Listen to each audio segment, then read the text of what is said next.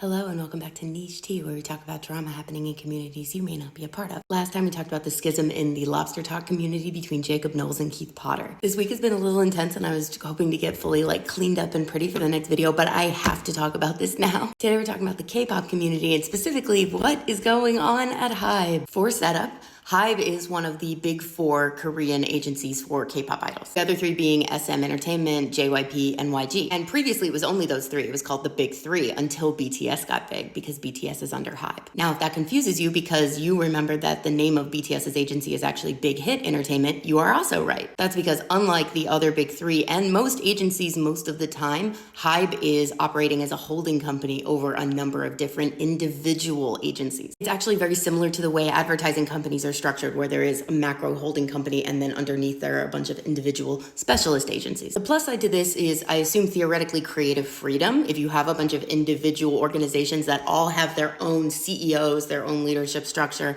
their own creative talent, etc., then they're able to produce more independent vision than if you have one holistic company with one set of leaders. Diversity usually leads to a better creative output. The downfall of this type of setup is that simply by having more people involved who are in positions of power, there's way more infighting. Anyone who works in advertising can probably attest to that. The second piece of background you need to know is about a person named Min Hee-Jin. Min Hee-Jin is the CEO of one of HYBE's other sub-labels named Adore and is famously the creator, inspiration, manager, etc. of NewJeans. Now, Min Hee-Jin has a very impressive legacy in K-pop as a creative director. Before she moved to HYBE, she was working at SM Entertainment for a very long time and was intimately involved in the creation and direction of a number of their very, very big second and third gen groups. And obviously NewJeans is a huge success, so she has a good set of credentials with her. However, she's also had a number of concerning things just kind of following her around. The way I would summarize those things would be that, at least to me, it seems like her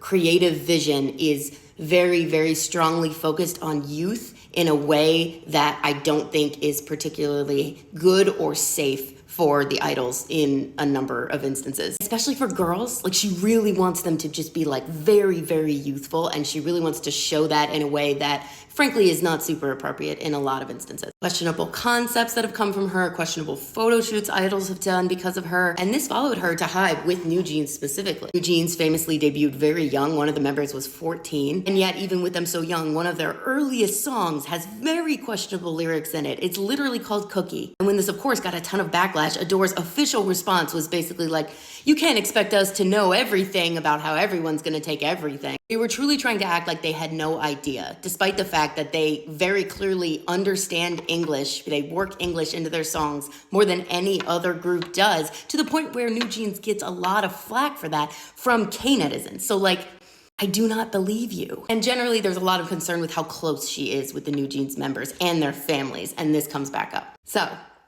what happened is happening. And heads up, this is gonna have to be kind of high level because it's so much going on and it's all translated from Korean, and I'm doing my best. If I get something wrong, please tell me. Basically though, a few days ago, HYBE came out and said that they caught Min Hee-Jin plotting to take Adore, the company, away from HYBE and to take NewJeans with her. They said they did an internal audit. I cannot figure out what that literally means though, but they claim to have found evidence that she was actively plotting alongside her vice CEO to get other investors to come in and take over the stake that HYBE has in Adore, which is the NewJeans agency that she's CEO of. HYBE has 80% of the stock, and then the rest is between Min Hee-Jin and other executives at Adore. They also claimed that she was doing a bunch of other shit to actively sabotage other HYBE artists, specifically so it would make this easier for her to take Adore and leave. They claimed she was leaking personal information of the other HYBE artists so that they would get into scandals and stuff. So for example, there's another HYBE group called La Seraphim, and when they debuted, they had a big scandal with one of their members, and that member ended up having to leave. HYBE also claimed that the only reason Adore was made in the first place was because Min Hee-Jin refused to make a girl group under Source Entertainment because she wanted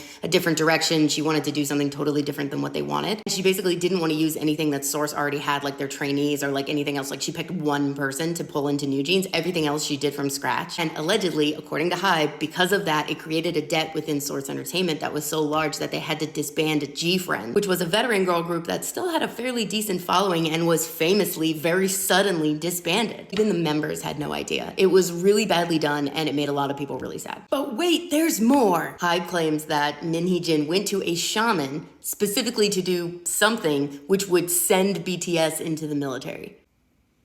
That's not even all of it, but we gotta move on. So HYBE puts this out alongside saying they've asked her to step down as CEO and they've asked for all her company materials, including her laptop. There's some back and forth in the media over this for a little bit. It comes out that Hee-Jin is like, no, I'm not going to step down. No, you can't have my laptop. You're just trying to steal all my creative ideas. And she basically says this is HYBE retaliating against her for being so very vocal in her complaints to leadership over the past couple of months about another girl group that debuted under another sub-agency of HYBE called ILIT. ILIT is also a very young 5-member girl group and has a similar aesthetic and a similar sound to NewJeans. HYBE then turns around and reports Hee-Jin to the police for breach of trust, which seems to be a charge specific to people who are in a position internally where they can cause harm to a company and breach the trust of the shareholders and the other executives. So this would specifically apply to her allegedly releasing information that hurt HYBE's artists and thus HYBE's stock value and the whole conspiracy to take over thing. Then Hee-Jin decides to hold a press conference with her lawyer. In retrospect, this was maybe not the choice. This press conference was unlike anything that has ever happened, I think, in the K-pop world. It's usually a very clean,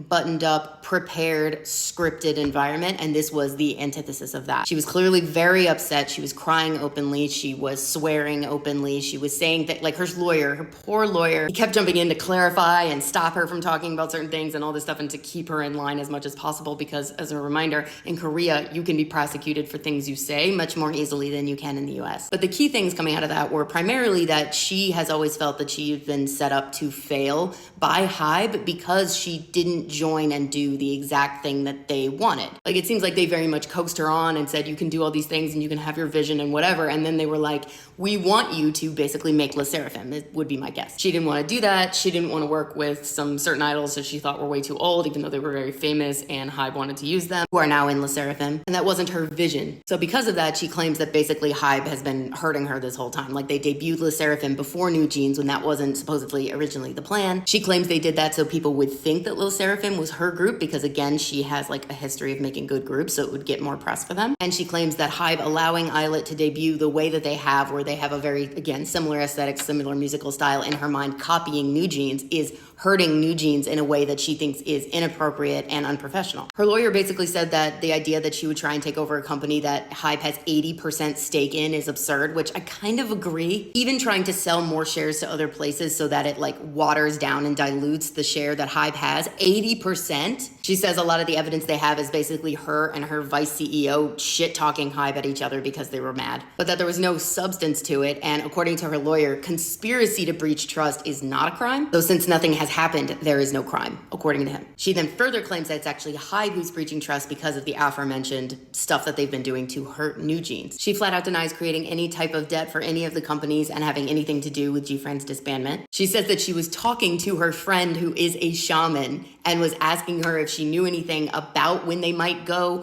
to in the military because she wanted to be able to prepare for the flagship group being gone and what that might mean for the other artists, and denies releasing any private information. The whole thing was, again, very emotional, very messy. On the one hand, I can understand being in that state and feeling like you have to talk if you feel like you're being painted a particular way. And it did make me feel a little bit more inclined to believe her because it made it feel more authentic than anything that ever comes out of that world. However, she kept talking about things like people wanting her to unalive herself, the agency wanting her to unalive her. Like, she talked about that so much. And she went on this very concerning diatribe about the NewJeans members being so upset and crying and asking about her and stuff. Like, that's not really relevant to what's happening right now. So people had a lot of feelings about that whole thing because it was kind of, again, all over the place. The major consensus I can see is that no one likes anyone in this. Everyone just wants the artists to be okay, and no one cares about any of the management bullshit. Especially NewJeans, because they're very much caught in the middle of this. In response to the press conference, HYBE basically said, we're not commenting. This whole thing is stupid. You're still fired. Give us your laptop. ILIT's creative director at the other agency posted an Instagram photo of just a middle finger. And I saw a tweet saying that all the lights at the HYBE building were on at like 1:30 a.m. You got to remember, all of these agencies are in the same building. It has got to be chaos over there. The real question is, can we please have GFriend back?